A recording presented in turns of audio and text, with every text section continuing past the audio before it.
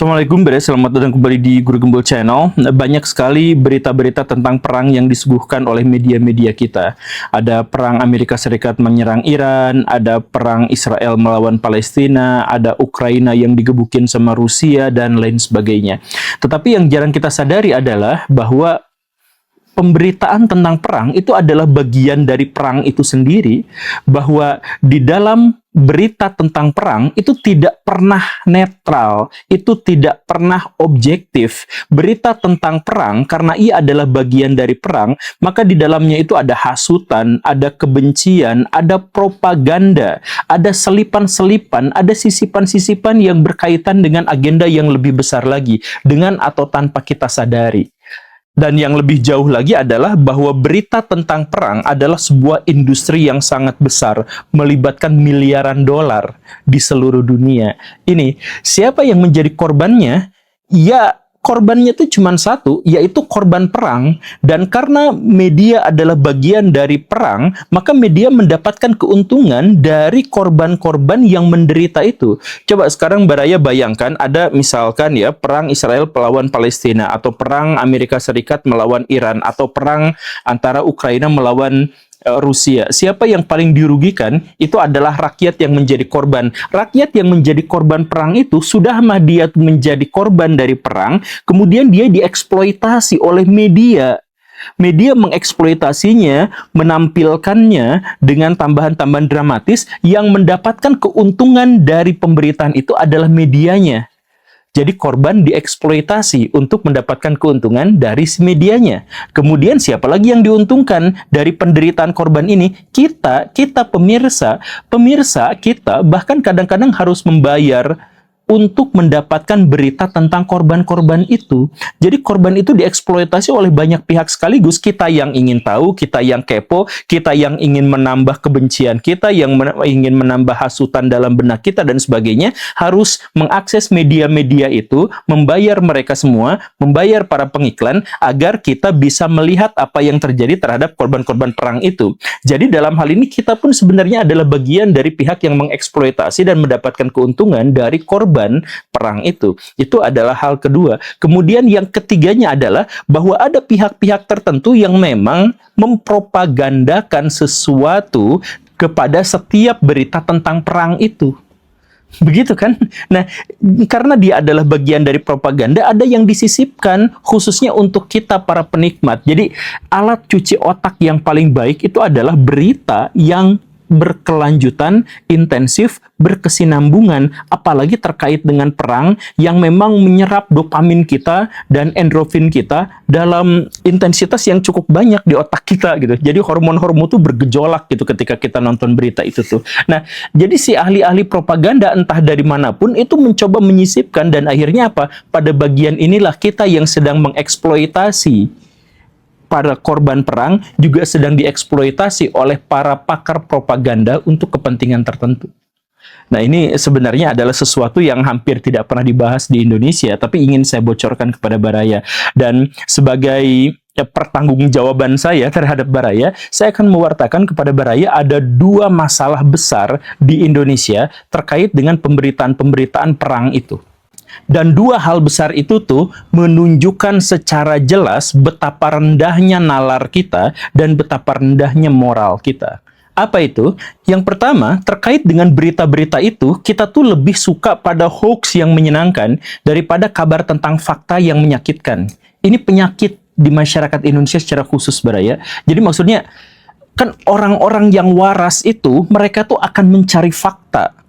Betapapun itu menyakitkan, tetapi orang-orang di antara kita itu seringkali dia memilah mencari informasi-informasi bukan berdasarkan apakah itu benar atau tidak, tetapi apakah dia sesuai dengan selera kita atau sesuai dengan keberpihakan kita.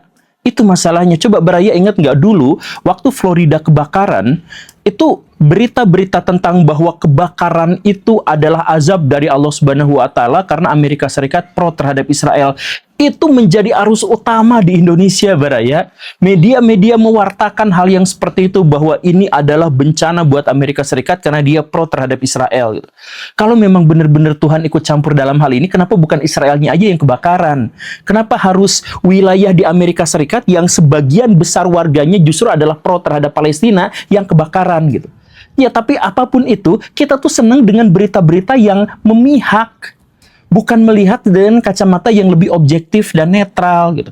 Kita tuh melihat berita itu seperti cewek PMS dalam stereotype. Maksudnya kita tuh mudah marah, mudah terpancing, mudah emosi, dan mudah euforia terhadap berita-berita, dan semua itu harus disesuaikan dengan apa yang kita inginkan, apa yang kita ekspektasikan. Ketika kemarin terjadi perang Israel melawan Palestina, kemudian Palestina luluh lantak, sampai berantakan, sampai pengungsi ada di mana-mana, sampai mereka berharap kepada PBB dan sebagainya. Orang Indonesia selalu aja mengatakan bahwa pemenangnya itu adalah Palestina. Dan Israel disebutkan ketar-ketir, Netanyahu ketar-ketir, bersembunyi di dalam bunkernya, dan seterusnya gitu. Bahkan ketika faktanya sudah ditampilkan sebegitu rupa, kita tuh selalu menginginkan berita itu sesuai dengan keberpihakan kita. Ketika kita melihat Iran melawan Israel, saya mewartakan inilah 7 keunggulan Israel. Itu saya sampaikan secara faktual, tetapi kolom komentarnya itu selalu dengan kata-kata, wah, sekuat-kuatnya Israel, tapi kalau Allah sudah berkehendak, maka dia... Ya memang siapa dia yang sampai ngatur-ngatur kehendak Tuhan gitu ya. Dan atau misalkan, wah ini guru gembul pro terhadap Israel. Jadi karena apa? Karena mereka semua berharap bahwa saya tuh menceritakan tentang keunggulan Iran yang akan menghancurkan Israel gitu. Semua berita-berita tentang perang kita pahami dengan cara seperti itu, bahwa benar dan salahnya sebuah berita, valid dan tidaknya sebuah informasi itu ditakar bukan berdasarkan fakta, tapi didasarkan pada kita berpihak pada siapa. Kalau kita berpihak pada A, maka berita-berita itu harus memberitakan bahwa A itulah yang menangnya. Dan kalau misalkan ada yang memberitakan hal yang sebaliknya, kita kemudian blokir orang itu atau pihak itu, kemudian kita cari media-media yang membenarkan kemenangan atas pihak yang kita dukung. Begitu kan? Dan yang lebih fatal daripada itu apa? Si pemberita-pemberitanya kemudian kita labelin, hanya agar berita yang jujur itu tertutupi oleh kemunafikan kita gitu. Jadi level kemunafikan kita itu adalah level di mana kita ingin merekayasa dunia agar sesuai dengan selera kita gitu. Jadi kan biasanya orang munafik tuh ya hanya untuk dirinya sendiri, berbohong untuk kepentingan sendiri gitu kan. Kemudian ingkar janji untuk kepentingannya sendiri. Tapi kemunafikan kita itu ada di other level gitu. Di mana semua berita-berita tentang fakta itu harus disesuaikan dengan selera dan keinginan saya gitu. Dan itulah yang benar. Dan kalau tidak sesuai dengan selera dan keinginan saya, maka kita ciptakan labeling. Ada berita pemenangnya adalah Israel gini. Ah, itu kan media dari barat. Hanya gara-gara dia media dari barat, kemudian ada berbahasa Inggris, lalu kita sebut itu pasti salah. Ada berita dari Arab, itu pasti benar. Ada berita dari Cina, itu pasti propaganda Cina. Ada berita dari berbahasa Indonesia, oh itu pasti yang benar gitu. Jadi otak kita tuh berpikirnya, dan itu kemudian dieksploitasi oleh Pak Presiden kita, Pak Prabowo Subianto, ketika mengatakan antek-antek asing. Ya, dia tuh kan sama mempropagandakan. Jadi emang kalau asing berarti jahat. Emang kalau barat otomatis jadi jahat. Emang kalau penulisnya bangsa sendiri otomatis jadi baik. Kita pikirannya tuh gitu.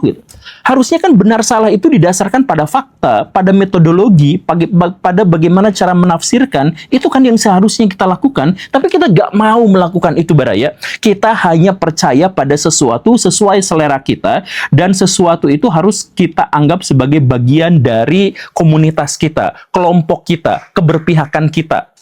Baraya apakah memilih CNN, Tribun, atau Kompas, atau bahkan Tempo? Yang Baraya pilih itu adalah mana yang redaksinya, judulnya, dan isi beritanya sesuai dengan apa yang saya harapkan. Kalau tidak sesuai dengan yang saya harapkan, Tribun mah banyak bohongnya. Tempo mah antek asing, Kompas mah dibayar sama pihak lain, CNN mah jelas itu mah dari perusahaan Amerika Serikat, dan lain sebagainya. Jadi kita tuh bikin semua labeling-labeling itu sesuai dengan selera kita. Ego kita, kemunafikan kita menutupi fakta yang sesungguhnya. Bener gak di Indonesia seperti itu? Makanya saya tuh Baraya capek sekali untuk melawan arus utama. Saya tuh capek untuk jadi kontroversi. Saya tuh capek untuk disebut, wah Pak Guru Gembul ini salah, ini blunder, ini gini. Bukan saya yang blunder, tetapi saya menyampaikan fakta. Tapi karena itu pahit, maka itu ditolak. Kalau saya menceritakan kaum muslimin melakukan kejahatan, itu langsung dihujat habis-habisan. Bukan gara-gara saya memberitakan hal yang salah, bukan. Tapi karena saya memberitakan fakta yang nyata, tetapi orang-orang tidak suka dengan fakta yang menyakitkan. Orang lebih suka dengan hoax dan kemunafikan yang berbalut dengan gula-gula yang sangat manis. Itu masalah pertama masyarakat Indonesia dalam memahami berita perang. Masalah yang kedua adalah kita seringkali melihat perang itu bukan sebagai sebuah tragedi. Kita melihat perang itu sebagai pertandingan, di mana kita kubu-kubuan, di mana kita berpihak-pihakan. Kalau ada perang Ukraina lawan Rusia, kita langsung ribut. Gua pegang Rusia, ura. Karena Rusia sedang mencoba menggulingkan hegemoni Barat dan NATO. Saya pilih Ukraina karena Ukraina itu sedang membela tanah airnya sendiri dari invasi sepihak dari negara tetangganya yang bongsor dan lain sebagainya. Kita melihat perang dalam konteks yang seperti itu. Sehingga kita ya jadi kayak tadi, kubu-kubuan, milih yang mana. Kita tidak melihat bahwa perang itu adalah tragedi. Ketika perang terjadi, pihak pertama yang mati itu bukan prajurit Baraya, tapi kebenaran, tapi kemanusiaan. Itu yang pertama kali mati dalam perang. Dan ketika kita melihat perang, anak-anak kecil itu tidak pernah memilih perang, tapi selalu mereka yang dipilih sebagai korbannya. Orang kecil, rakyat jelata itu tidak pernah menginginkan perang. Tapi merekalah yang akhirnya menjadi tumbal pertama kali. Yang menginginkan perang itu siapa? Politikus-politikus mereka. Pimpinan-pimpinan elit mereka. Yang sampai akhir perang tidak akan mati. Akan baik-baik saja. Yang mati itu di bawah-bawahnya semuanya. Perang itu seperti main catur. Raja tuh mati paling akhir, Baraya. Tapi setelah rakyatnya, setelah pion-pionnya itu menderita akibat perang, kita tuh harusnya melihat perang dalam kacamata itu. Kita tuh harusnya melihat perang sebagai, Baraya bayangkan, Baraya punya anak kecil umur 5-6 tahun, kemudian anak itu harus melihat kedua orang tuanya mati mengenaskan, dan dia kebingungan mencari. Dia harus kembali kepada siapa? Perang tuh begitu, Baraya.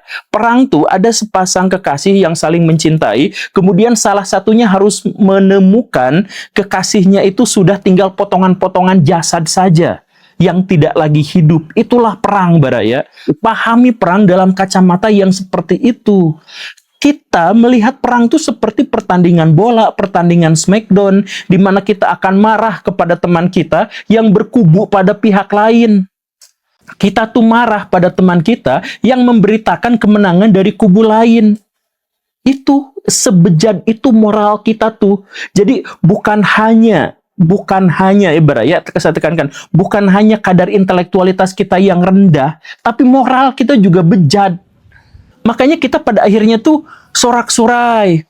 Ukraina menang tuh, rasain Rusia dan sebagainya. Kita tuh bersorak-sorai. Atas apa? Atas kematian dari pihak lain yang bahkan kita tidak mengenalnya. Kita tuh bersorak-sorai atas klaim kemenangan.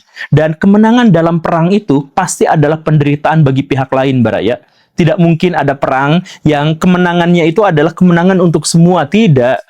Kemenangan yang terjadi itu adalah presiden mengklaim, jenderal mengklaim kemenangan itu. Dan siapa yang menderita? Rakyat yang tidak pernah menginginkan perang. Rakyat yang tidak pernah tahu menau kenapa harus berperang.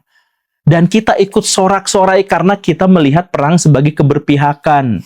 Kita melihat itu sebagai sebuah panggung, smackdown, di mana kita tuh akan mengunggulkan seseorang yang kita anggap baik untuk menghajar seseorang yang kita anggap buruk. Dan itu kacamatanya apa? Kacamatanya adalah sebagai penonton. Baraya kan tidak akan pernah tahu bagaimana rasanya hidup di tengah perang. Baraya sembako naik sedikit aja marah-marahnya luar biasa. Kalau terjadi perang, Baraya tuh akan kehilangan internet, akan kehilangan listrik, akan kehilangan pasokan makanan, akan kehilangan tetangga, dan orang-orang terkasih kita juga akan hilang. Sekarang Baraya pikirkan yang seperti itu.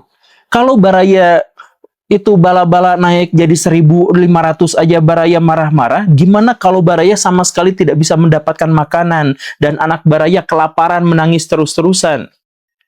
Coba pikir dengan kacamata itu, agar kita tuh bisa menghindari perang. Kalau semua orang berpikir betapa keji dan betapa buruknya perang, mungkin perang itu bisa lebih dieliminir, lebih disedikitkan. Tapi kan kita tidak mau itu. Perang adalah memamerkan ego-ego kita dan menampilkan kebesaran kita setelah kita membunuh pihak lain. Iya, semoga video ini cukup memberikan kepada Baraya tonjokan. Saya harap sih kata-kata saya menonjok Baraya. Tapi kalau tidak ya, terima kasih karena sudah menyimak. Saya Guru Gembul. Assalamualaikum warahmatullahi wabarakatuh.